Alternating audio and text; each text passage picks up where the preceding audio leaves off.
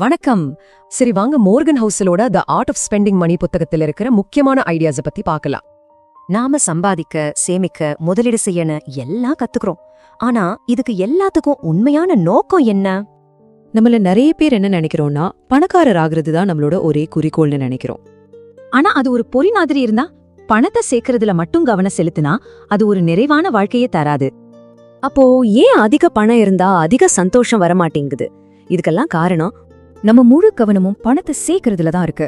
ஆனா அதனால நிஜமாவே வாழ்க்கை திருப்தியா இருக்கா? அதாவது நமக்கே தெரியாம நம்ம செலவு பழக்கத்தை ஒரு விஷயம் கட்டுப்படுத்துது. சுருக்கமா சொன்னா, நம்ம ஸ்டேட்டஸ காட்டிக்கிறதுக்காக ஒரு போட்டி போடுறோம்.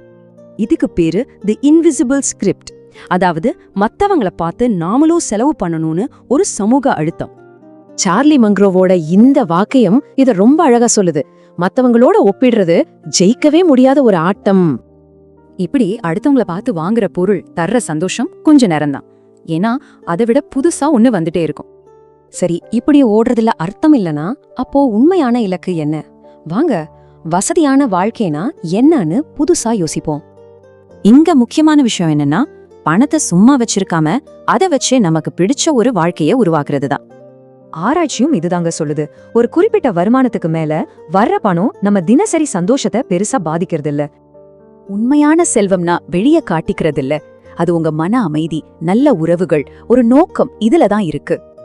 சரி, அப்ப நம்ம வாழ்க்கையோட மதிப்பை அதிகமாக்க பணத்தை எப்படி செலவு பண்றது? அதுக்கான ஒரு ஃப்ரேம் ஒர்க்கை இப்ப பார்க்கலாம். அதுதான் ஆட்டோனமி டிவிடெண்ட். அதாவது உங்க நேரத்தை உங்க கட்டுப்பாட்டுல வச்சுக்க பணத்தால முடியறது. இதுதான் பணத்தோட பெரிய ரிட்டர்ன். மோர்கன் ஹவுசல் சொல்ற மாதிரி உங்க நேரத்தை நீங்களே தீர்மானிக்கிற சுதந்திரத்தை பணம் கொடுக்குதுன்னா அதுதான் பெரிய விஷயம்.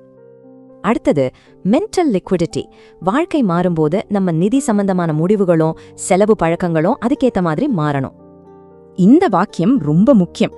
நிதி விஷயத்துல ரொம்ப கராரா விதிகளை வச்சுக்கிறது எவ்வளோ ஆபத்தானதுன்னு இது சொல்லுது.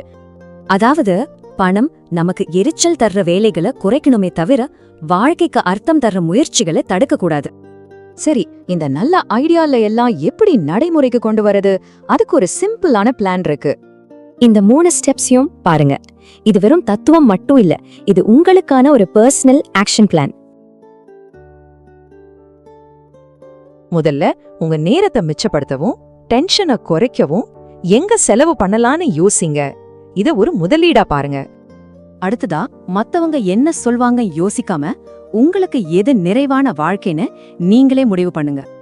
சரி, உங்க நிறைவான வாழ்க்கைக்காக நீங்க எப்படி செலவு பண்ண போறீங்க?